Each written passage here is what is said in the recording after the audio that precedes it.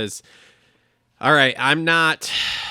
So there, I don't know if you've been watching, Coach. We've been posting a lot of Deegan videos here because obviously now we're talking about him every week. And like we've talked about in our show 2 weeks ago, he moves the needle a lot for us. I can post a video and it'll very easily get anywhere between 1,000 and 10,000 views, depending upon what kind of clickbait title I get. If I put up Haiden Deegans sucks, it's going to get a lot of views. I don't put that necessarily, but anyway, so there has been a lot of chatter in our comments about us being old fat men who are hating on a 17-year-old who's worked hard for everything he's got, and on and on and on.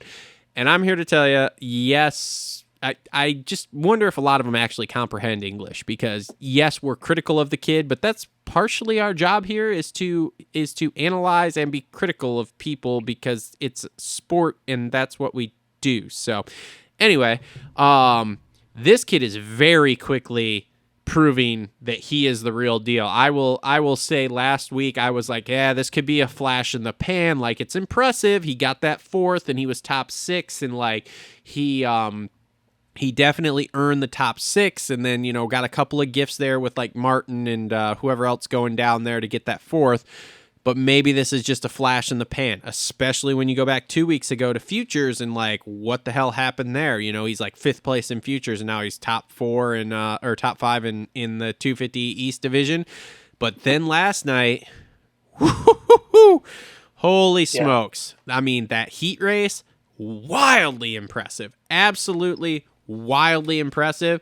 And then comes out in the main and just runs right in the top 5 again. And just solid. And he's had a couple moments too. Like, I don't know if you saw, like in the heat, there was definitely, was it the sand? Maybe it was somewhere else. I saw his feet come off the pegs again, and I was like, uh-oh, here we go. But then gathered it back up and just absolutely solid. So, because I mean, that heat, he hole shotted and just went on and won it. Like, that was it. He went wire to wire on that heat race. So, yeah. Well, the part that I think is so interesting is I kind of want to go into three different things that you mentioned. If you said, hey, Jordan Smith was really fast the last round, and hey, he fell and got 15th this weekend, you're not hating. You're just discussing what you saw. Yep. When you see Haiden Deegan acquire a 4th place last weekend with 2 or 3 dudes going down, you're not hating on the 17-year-old. You're just, hey, seemed like he was at the right place at the right time. No problem. We just spent 45 minutes talking about Cooper Webb. He wasn't the fastest guy. He just kept wearing down Chase until Chase made an error. Catches Tomac on an off day. Anderson down in the first turn with Barsha. You're only describing what you saw. Yep. You're not hating on Justin. You're not hating on Jason. You're not hating on Coop. You're just stating it. So again, you little snowflakes, take a little bit of a chill pill and just stop and think about, hey, pull your big boy panties up and get out of your mom and dad's basement and let's talk moto, talk supercross. Deegan was a beast. He looked good. He looked great. I love his podium speeches. He articulates himself well. It's a breath of fresh air. Hell yeah. However, the thing that I find interesting is, and you said it earlier, what if Jordan Smith stayed up?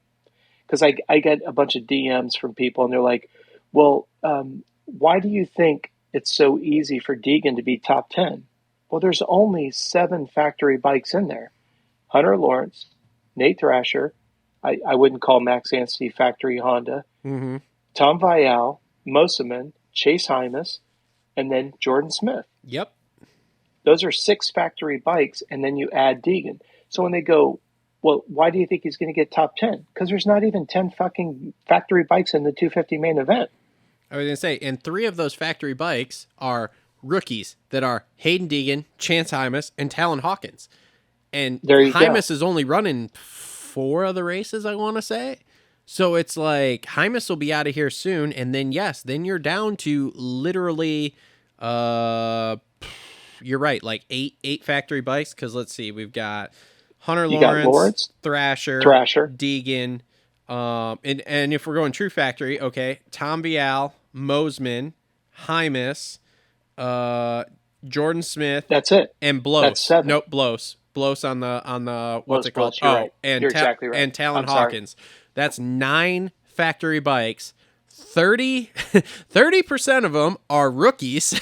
so Yep. like, yeah, it's not that hard to be like, yo, bro, he should be in the top 10. So that's fine. He's like I said, he's very quickly proving to me, though, he's the real deal by running in the top 5 and like being up there.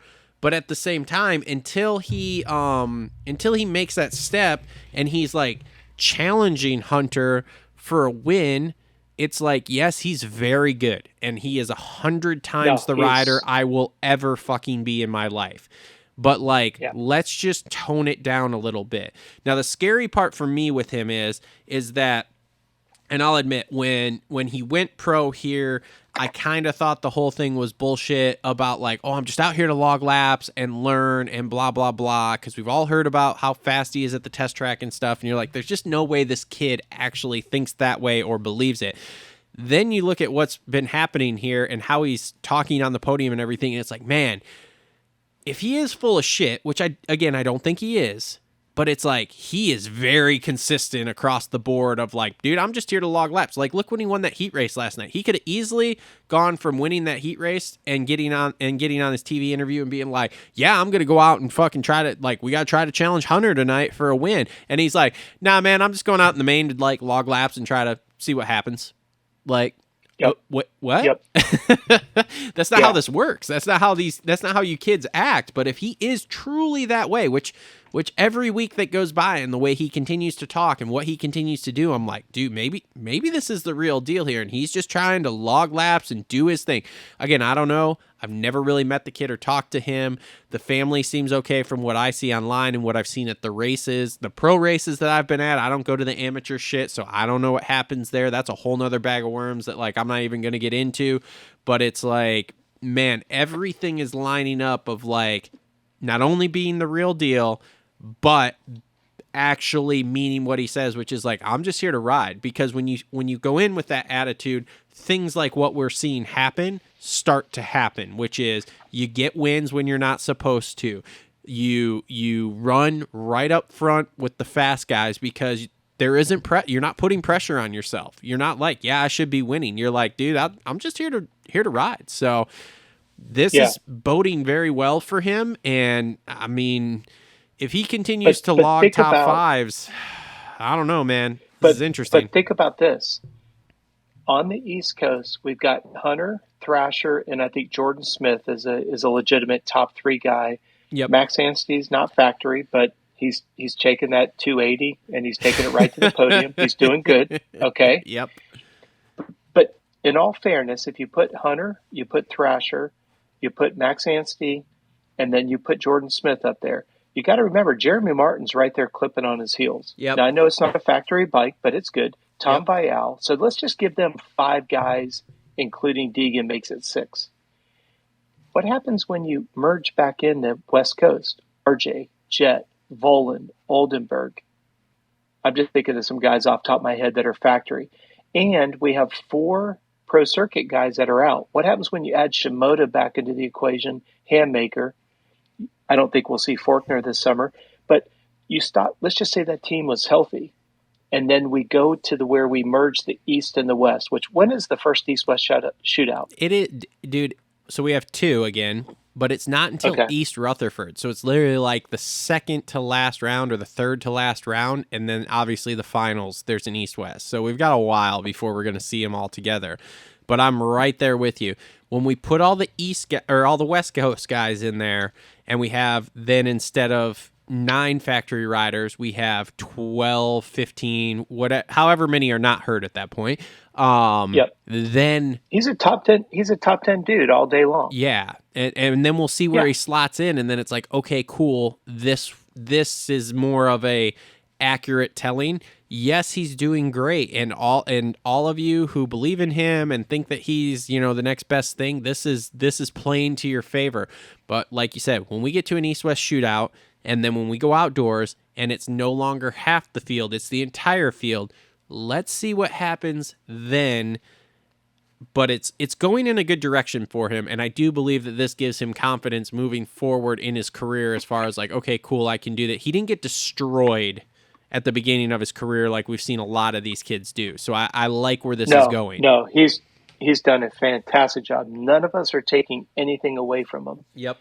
The real litmus test is going to be merge the East, merge the West, go 30+2, twice in a day, 14 weekends in a row. Yep. And this is where if Haiden Deegan does not go the distance, the only person to point the finger at would be how upside down and backwards the amateur motocross scene is. With the exception of the month of March, you raced Daytona, Freestone, and Spring-A-Ding. Back in the day, you had a couple other Texas rounds that were out there. If you don't, you have, I'm going to use a calendar from January through, right? So if you're a top amateur, you race Daytona, you take off and you head to Freestone, JS7 race. Yep. You go to Spring-A-Ding. Used to be you go to Oak Hill, but politics has ruined that situation. Then you go right into your first area. Then you go right into the regionals. Then you go into maybe Mammoth if you're if you're an OEM sponsored rider. Yep. Then you're at Loretta's in August. Then you're back to Minneo's in November. Yep. If let's say this last year you bring in Ponca, you got Verb bringing in World Minis and all this other stuff. Think about especially in California, when you could race every single night. My point being is the amateur system does not set, and I'm not going to take credit for this. Ironically, Hunter and Jet's dad, Dazzy, said it on the Whiskey Throttle show. Our amateur system is so upside down and backwards, he was threatening to take Jet back to the MXGPs to make sure that Jet was prepared for the Outdoor Nationals. Yep.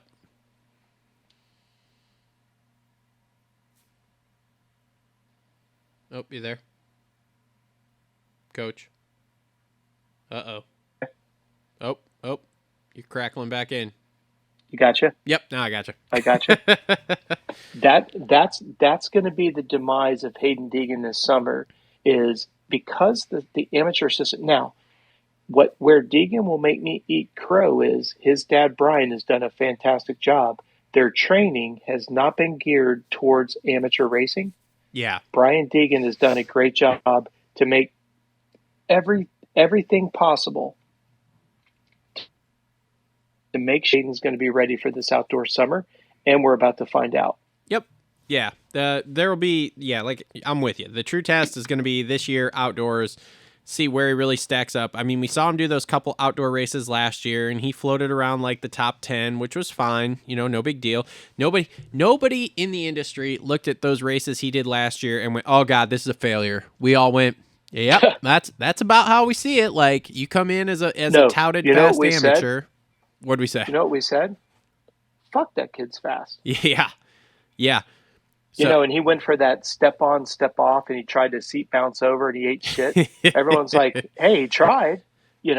Everybody was, and that's what I don't understand, where the hate is coming from on supposedly about you, Cooksey, or you and Justin and Cole and Hopper and Cooksey about being anti-Deegan. Not one of you have said Deegan's not the real deal. No. It's just kind of pump the brakes a little bit on the hype and all that goes with it and all that. But in regards to his capabilities, and yes, I don't care. Last round, he got lucky. This round, he didn't get lucky. No, he raced extremely well. Yep. Now, here's the funny part. Tom Vial went down. Jordan Smith went down. Michael Musselman got clipped by Hunter Lawrence. Are those gifts? No, that's racing. Shit happens. Yep. But are we going to say he got lucky? No. I will say after the first round, he was at the right place at the right time. And this round, hell no. The kid put himself, I preach it in every performance camp that I ever put together. Drag the front brake, hug the inside, come out in the lead. He goes in 6th or 7th, comes out in 3rd, puts himself in perfect condition, position right from the very beginning. Yep. Every young kid, watch that video, study it like a Bible. The inside, it's just unbelievable. Deegan did a fantastic job, put himself in a great position for the very beginning, and the rest was history.